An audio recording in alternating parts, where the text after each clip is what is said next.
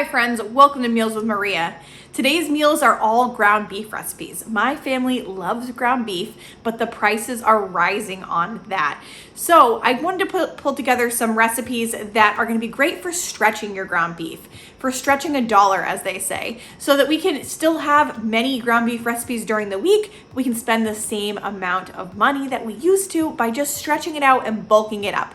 These recipes are absolutely fantastic. My family loved them and they didn't even know we were trying to stretch out ground beef. So I pulled a fast one on them and the food was still great. All these recipes can also be made with ground turkey, so that's another budget alternative and can stretch a dollar even further. So let's learn how to make those meals. The first meal we're gonna make is a porcupine meatball. I have seen these for a while. I've been so excited to make them. Basically, we're gonna stretch out our ground beef by using rice inside of our meatballs. And the really fun thing is that once they cook up, they get spiky on the outside, just like a porcupine. You wanna start off with 1/3 cup of chopped onion, or if you're like me, just take your whole onion and go ahead, chop that up and add that in. You can also use onion powder here. That's not a problem if you don't have a fresh onion on hand. Place your onion in a medium to large bowl and then add in 1 pound of ground beef. For spices, you want to add 1 teaspoon of salt, a 1/2 teaspoon of celery salt, 1/8 teaspoon of pepper, 1/8 teaspoon of garlic powder. To that, add a 1/2 cup of uncooked long grain white rice, as well as 1/2 cup of water. You want to mix all those ingredients well until combined. Then you're gonna shape those into 1.5 inch balls. I use a 1.5 tablespoon cookie scoop, and that seems to work really well to make sure that the meatballs all end up the same size. You wanna brown these in a couple tablespoons of your favorite cooking oil. I'm using olive oil in this case.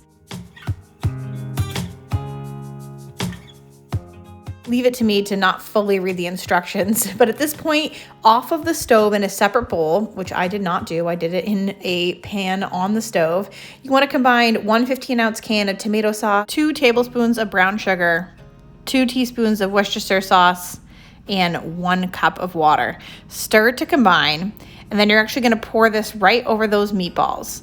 You're going to reduce the heat, cover, and simmer for a full hour. Because remember, when we put that rice in there, it was completely uncooked. So we need to fully cook the rice as we cook these meatballs. My only issue with this recipe is that I would have added a little bit more sauce to it because the sauce really cooked to the bottom, but the flavor was there. So maybe make double the batch of sauce.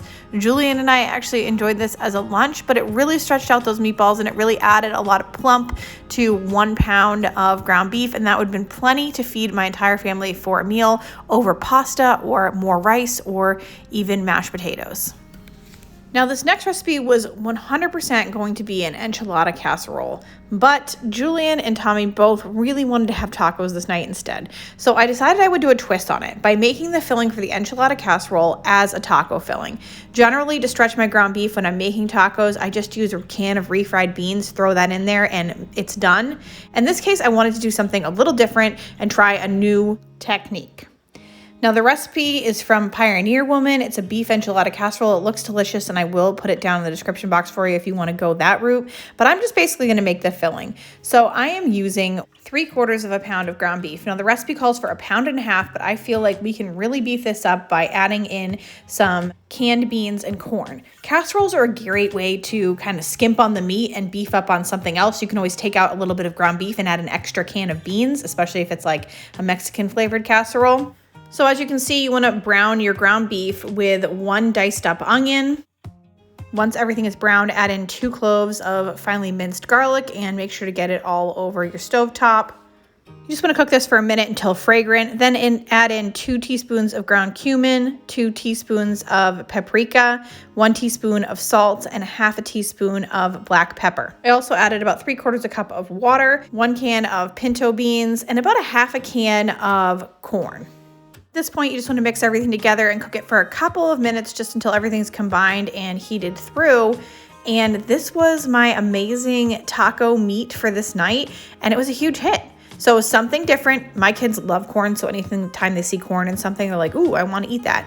And it was a great way to really stretch out the meat. We had more than we needed. Dan was able to have lunch for the next day, and it was just something different. So it's really fun to kind of take a twist on one casserole and make it into something different, especially if your family is like, oh, too many casseroles, you know?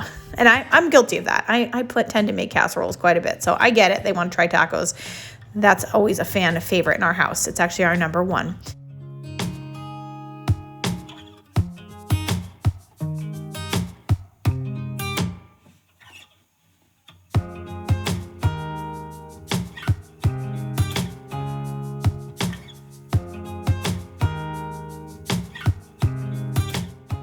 The next recipe is for cabbage roll casserole. Now this recipe calls for 1 pound of ground beef and 1/2 pound of ground pork. And I used about 3/4 pound of ground beef, and I didn't actually supplement anything. I just cut down the beef selection, and I knew that there was gonna be plenty of other hearty ingredients in this recipe, so I wasn't gonna have to actually add any more meat, and you wouldn't even notice. You want to start off by dicing 1 large onion. Like with the other recipes, if you don't have a fresh onion, go ahead and use onion powder. That's going to be absolutely fine. And then you want 1 to 2 heads of cabbage. I actually just had 1, and I thought that's going to be plenty of cabbage for us. If you don't have a fresh cabbage, you can always grab like a bag of that coleslaw mix. That makes things even easier, and I often find those on sale. I made that substitution in a crock pot meal years ago, and it was absolutely delicious. So if you have a coleslaw mix or a head of cabbage, either will do. You want to slice the cabbage into like 1-inch chunks. Then you want to brown your ground beef in a skillet over medium heat.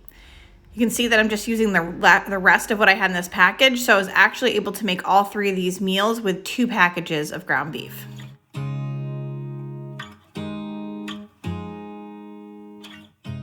While the beef was browning, I added a couple tablespoons of oil to a large stock pot, and then I added the cabbage. And I just cooked this over medium-high heat until the cabbage was tender. The cabbage will cook in the casserole, so it doesn't have to be perfect, but this is a great opportunity to kind of get that cabbage starting to wilt down.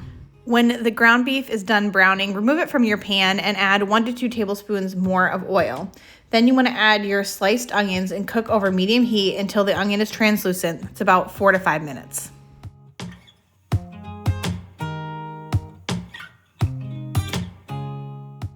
Add in 2 tablespoons of minced garlic, 2 teaspoons of minced thyme, 1 teaspoon of smoked paprika, and then saute for a couple minutes more. Now you want to add in 1 can of petite diced tomatoes, undrained, 1 15-ounce can of tomato sauce, return your beef to the pan, and add in 1 cup of uncooked long grain white rice. Follow that with 2 teaspoons of Worcestershire sauce, and then 1 to 2 teaspoons of chicken or beef bouillon, and 3/4 cup of water. And I actually just used beef bone broth, and I used 3/4 cup of that instead. So either way that you want to do that, you can save money by just using the bouillon. If you have broth on hand, go ahead and use that. It's really about using whatever option works best for you. Make sure to add salt and pepper to taste, and then mix everything together. And you want to bring this to a boil and then let it simmer until it's thickened for about 15 to 18 minutes. I did mine for a full 18 minutes. I'm laughing at myself. I'm like, wardrobe change. It was getting into the evening time, and I was making this actually ahead of time for the night before, which is something I love about casseroles like this. This was the perfect make-ahead casserole. So you just want to take that cooked cabbage and add that to the bottom of a sprayed 13x9 pan, and then top that with your rice and beef mixture. You want to cover this tightly with tin foil, and you can either put it in the fridge to cook tomorrow, or you can cook it at 350 degrees for about 45 minutes. After 45 minutes, you want to take it out and you want to put about 1 to 2 cups of shredded Monterey Jack cheese on top of it.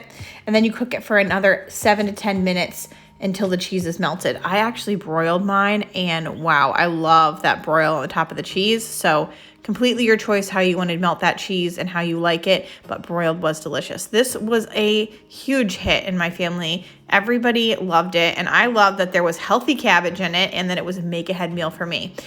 There was no feeling like you needed more ground beef by any means. I hope you guys had a wonderful time today. Thank you so much for watching. Make sure to like this video and subscribe if you haven't already. I have lots of great budget meals coming up I'm posting 3 times a week. At the end of this video, I am going to put a ground beef crock pot video up for you, because if you're looking for ground beef recipes now, the crock pot video can also help you stretch your ground beef or ground turkey. So I will see you all very soon. Make sure to check out that video.